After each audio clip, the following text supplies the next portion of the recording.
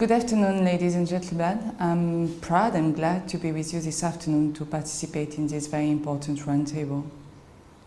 I'm Leila Bourahla and I'm representing the Concern Niger program.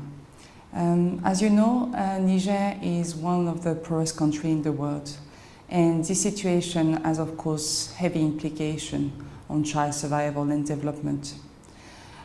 This year, harvests were very good in Niger and in the Sahel.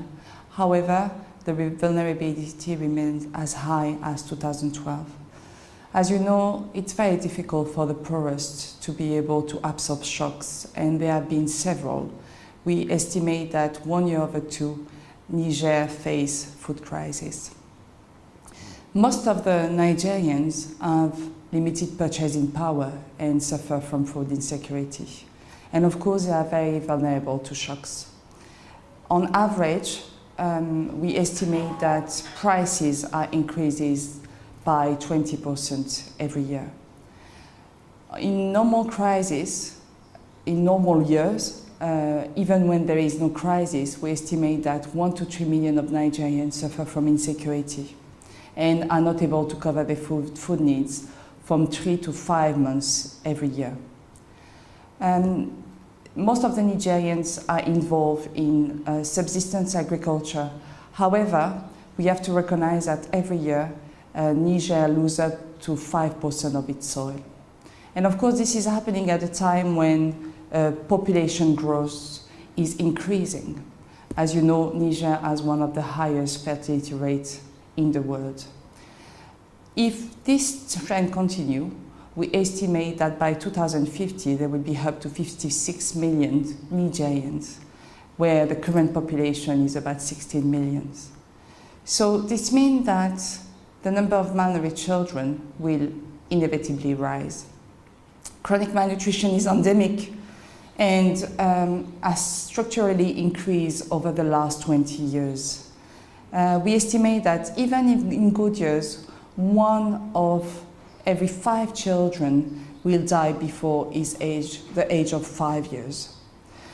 The number of malnourished children being targeted continues to rise, partly because it's becoming more and more difficult to absorb shock and food prices remain high.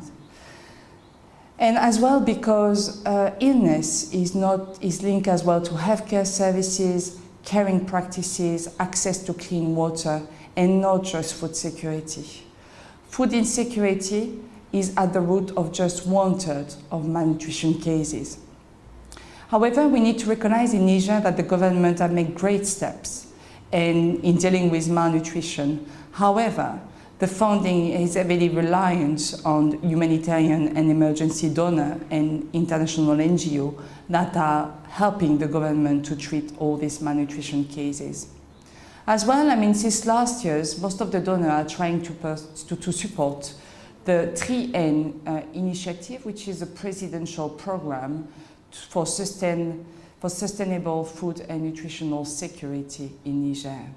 So now what Concern has been doing in Niger to strengthen nutrition and build resilience in the communities where we are working. Concern Worldwide in Niger has been operating here since 2003. And over the past 9 years, the program had several phases, moving from emergency mitigation to development programming. The strategic goal for Concern Niger evolved from a focus to deal with education to a broad intervention framework that deals with emergency situations and address underlying causes of food insecurity and malnutrition. Concern Niger works, of course, with the central government and its decentralized services, as well as with national civil society organizations, humanitarian actors, and specialized institutions. We have a focus on nutrition. Nutrition security is an overarching problem that maintains a large portion of the population in difficult situations. Concern in Niger sees nutrition as an entry point that has the potential to be a common ground for all actors working in Niger. We use the nutrition objective as a key programming target. This helps keeping focus on the poorest and most vulnerable population, which experience the highest level of child malnutrition. Throughout our experience and integration program since 2010, the focus on malnutrition allows us to address gender issues, as often women's position and access to resources are vital to overcome child malnutrition and improve their resilience. Our organization aims to support the poorest household to meet the basic needs and strengthen their resilience. And Niger has been implementing emergency safety net, health, nutrition, education, agricultural production, and DRR program mainly since 2010. And the program is trying to build on several lessons learned and experience to incorporate ideas and priorities. There is a number of key lessons that we learned through our program.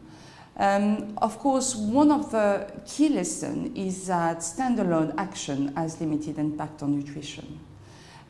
Since 2010, as I mentioned, we put an emphasis on cash transfer, and our operational research showed very strongly that cash transfer alone was not enough to reduce malnutrition. However, it proved that during peak crisis of hunger, cash transfer combined with nutrition interventions such as prevention sessions on nutrition, healthcare practices allow us to improve the weight gain of children during the peak crisis.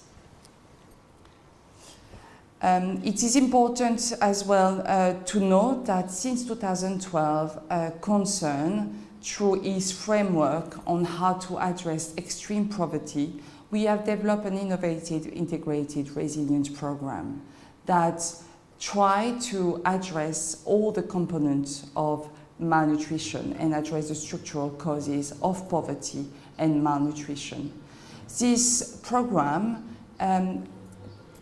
is starting from the very poor household that will be at the heart of the problem, and we're asking ourselves, what does this poorest household need to get out of poverty? And with this analysis, we have been able to start an innovative resilience program that integrates all aspects of the causes of poverty. So we will be working through diversifying income, continue to help health services to deliver quality health services for the population.